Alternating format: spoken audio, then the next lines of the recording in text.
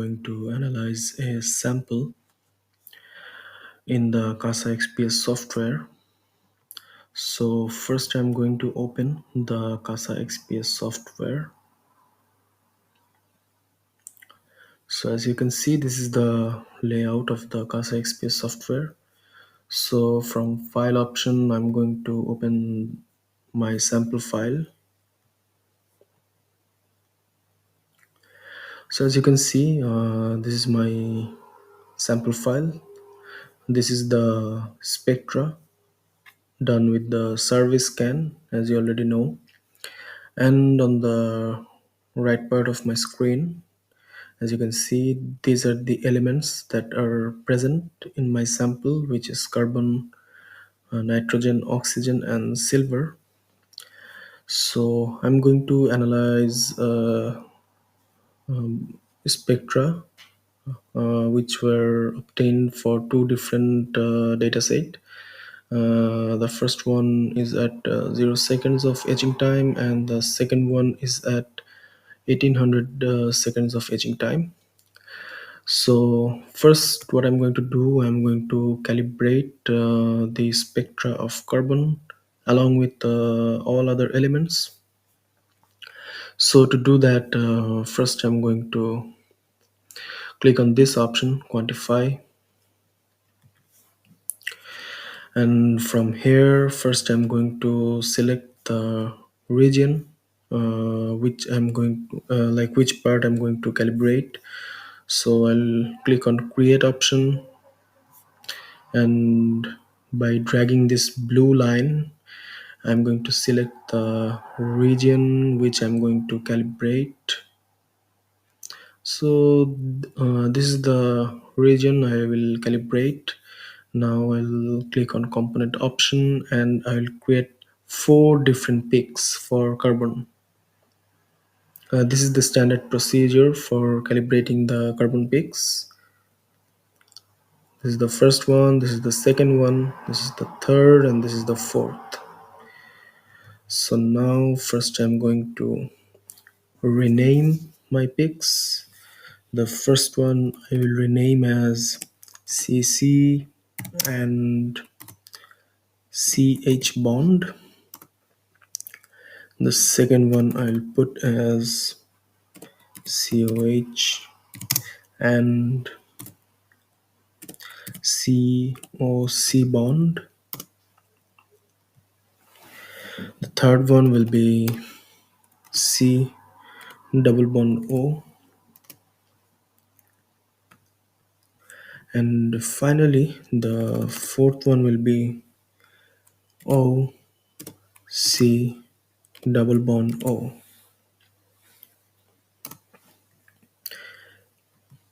Now I'm going to change this option, position constraint.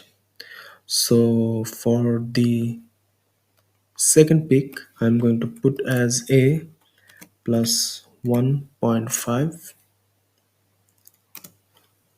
For the third peak, I'll put A plus 3.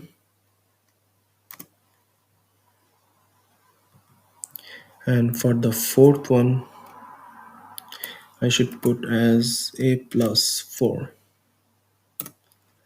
So as you can see, this is not random because this is how the carbon species are differed with their different binding energies. This is their difference of each peak. So you can find this from any elemental table, periodic table, this binding energy values, and based on that I'm putting these values. And you can also change this thing, FWHM constraint option. So for the second one, I'll multiply spectra of A with 1, and I'll also do the same for the others. A multiplied 1 And same for the last one, which is a multiplied 1.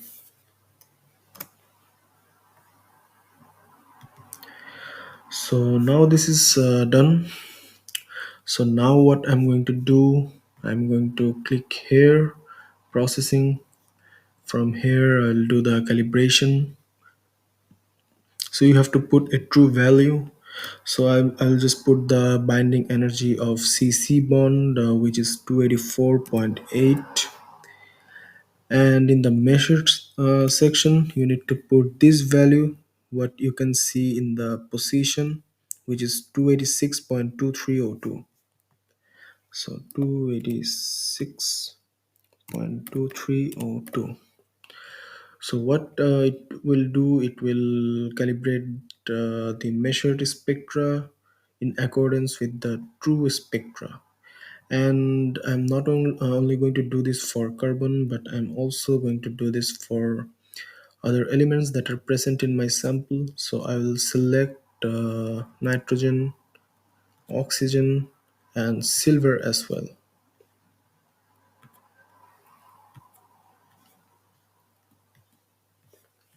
And I'm going to select this option from here, apply to selection, and it will calibrate all the spectra of carbon, nitrogen, oxygen, and silver. Now we can do some things. We can do smoothing. From here you can select linear and you can apply. And now you can close this option. You can click on your spectra. You can click here to see the standard deviation, which you can see it's very high. So it should be as close as 0. So we will click on fit components here to fit the components now, and bring this value as close to 0 as possible. So as you can see, with one click it's already 1.223. So we will click for some more time to bring it down. So as you can see, now even after clicking it's not going down. So this is the maximum value that we achieved. So now I'm going to close this option. So this is the fitting, this is the calibration of our carbon spectra. Now you can click on this option, copy option. You can change the resolution. The standard one or the good one is this one, which I already used, and it's good resolution, 600 and 448. You can click on use image size.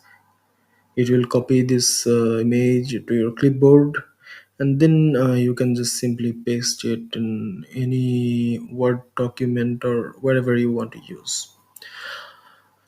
So we are done with our carbon spectra calibration. Now I'm going to analyze each and every spectra individually. They are already calibrated uh, for 0 seconds of etching time, but to remind you that for 1800 seconds of etching time we need to follow this procedure again. So now I'll analyze the spectra of nitrogen for 0 seconds of etching time.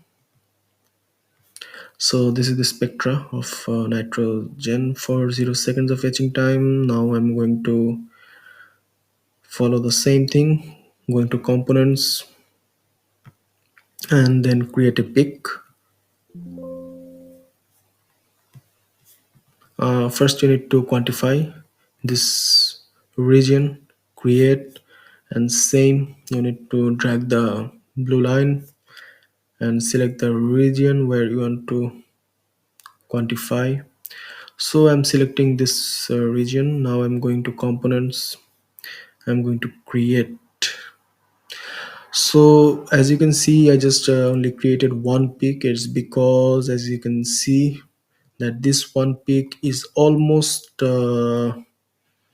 covering the whole experimental spectra that we are analyzing. So that's why first I will just analyze this one peak. I will try to fit this, and if it perfectly fits, then this one peak will be enough.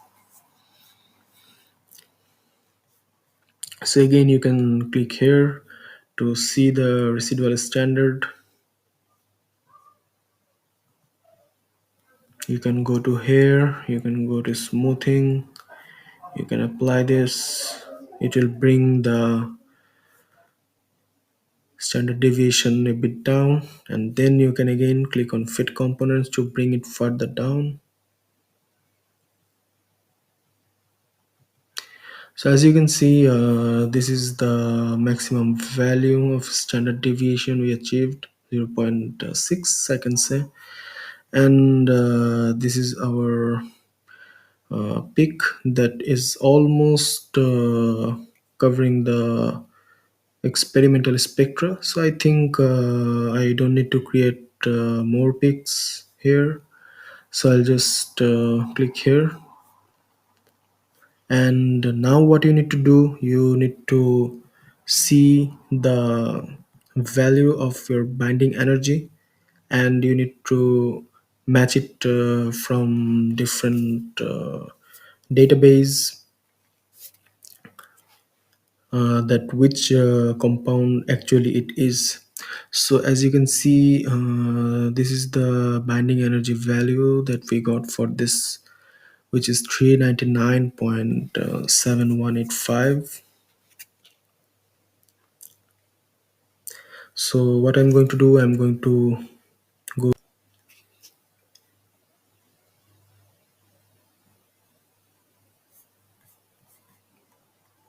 and try to match the values of uh, nitrogen.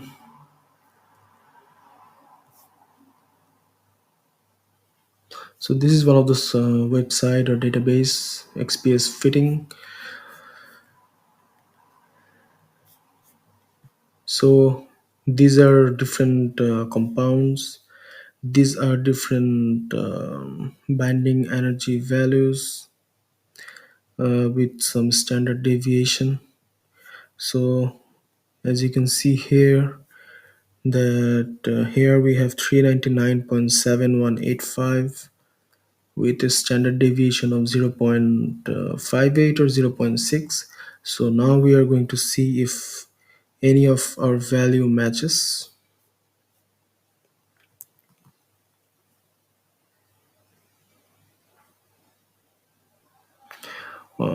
What I can see, this is the closest one, 399.7. We have 399.7185, and this is the value of standard deviation. So I'm just going to rename the peak as amide. So you can rename in the similar way as we did earlier, amide. That's it. If you want to put the chemical formula, you can put it. Again, we can just remove this, and that's it. You can use the image in the similar way. You need to click on copy option. You can uh, change the resolution from here and click on use image size, and you can just copy the image and paste it in word file or wherever you want to use. So we are done with the nitrogen, and now we are going to analyze oxygen. So the procedure is same. You need to click on region first. You need to click on create. You need to drag these lines to select a region of quantification. So I'll select this part. Now you need to click on component. You need to create some pics. You can create one more. That's it. It will be sufficient. If we can check.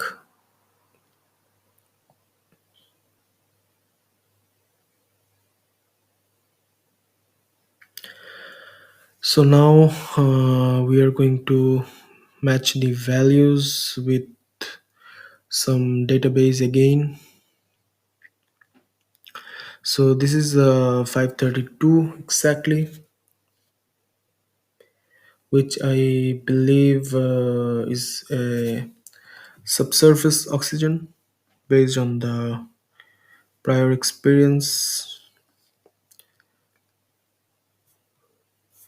So here is one of the paper. You can use different papers or different database. It will depend on your sample, on your work. So as you can see, this is for silver oxide, which can be our component because silver is also present in our sample.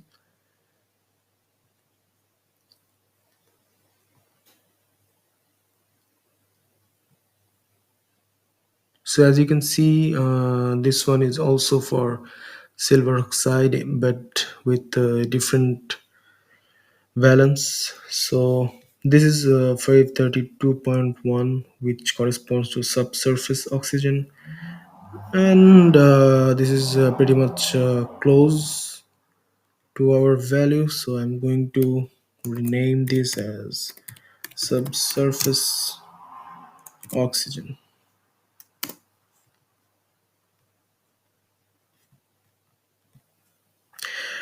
This is our second pick, which is around at 531.3. So I'm going to do it again from here.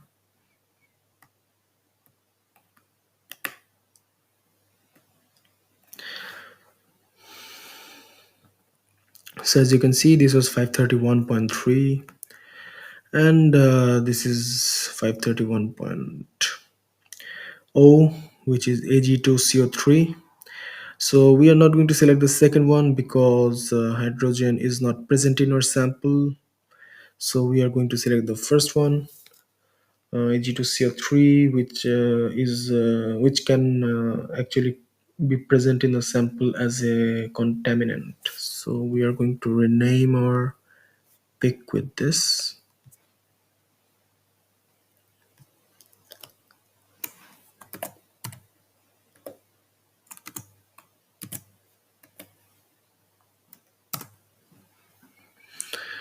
So that's it. We are done with our this two thing renaming. Now we are going to do the same things again.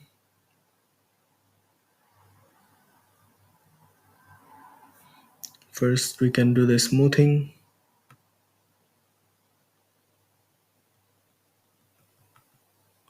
but it's increasing, so we can just use the fit component option. It will bring the standard deviation down and as close to zero as possible.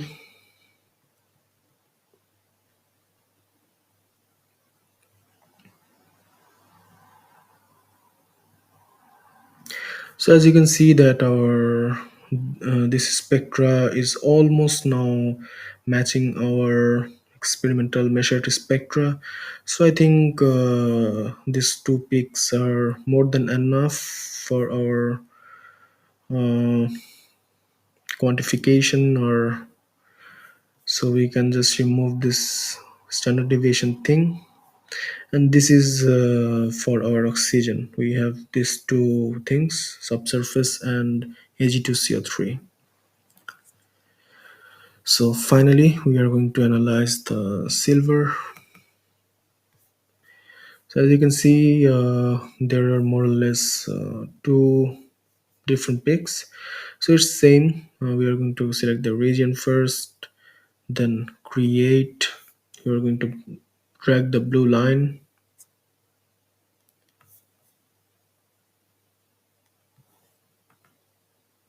So I'll select this region. Then from components,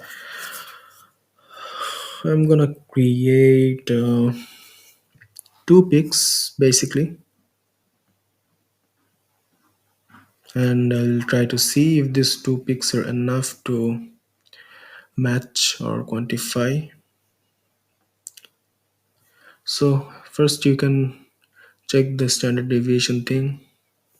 You can click on fit components.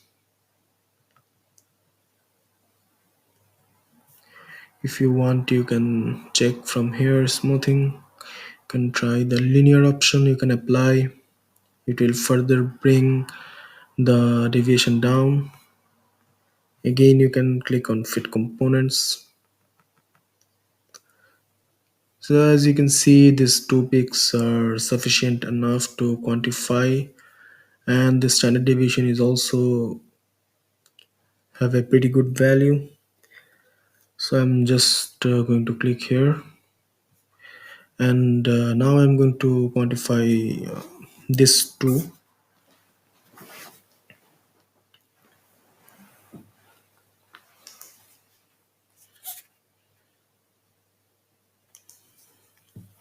So as you can see, the first peak has a binding energy value of 369.0273.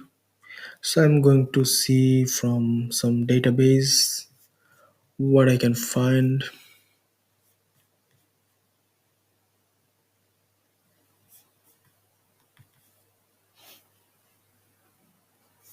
So here is our silver.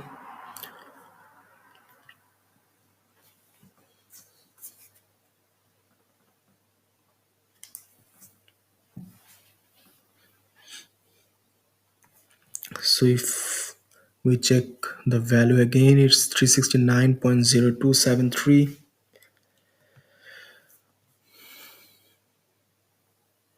So I'm going to look here.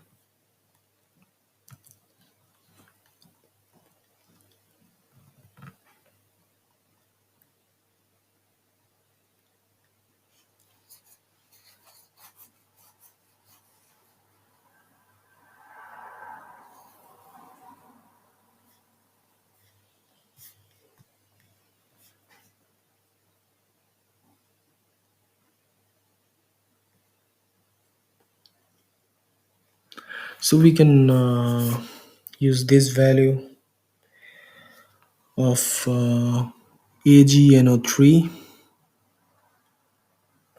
um, because this is the closest that what I can see, 368.8.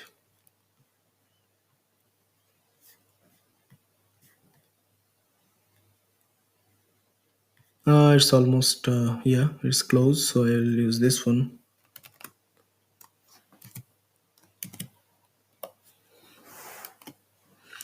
And for the second one is 375.08.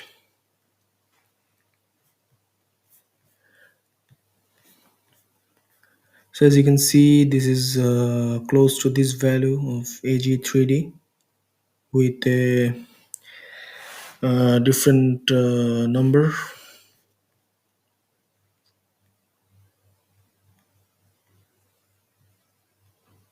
So I'm going to rename this as 3 by 2. So this is done for the first data set, which was at 0 seconds of etching time, and for 1800 seconds of etching time you need to follow the same procedure. There are a lot of database that you can use. It's not like that you need to use only XPS fitting. You can use different reference paper. You can use Thermo Fisher periodic table. There are different database that you can use. So thank you.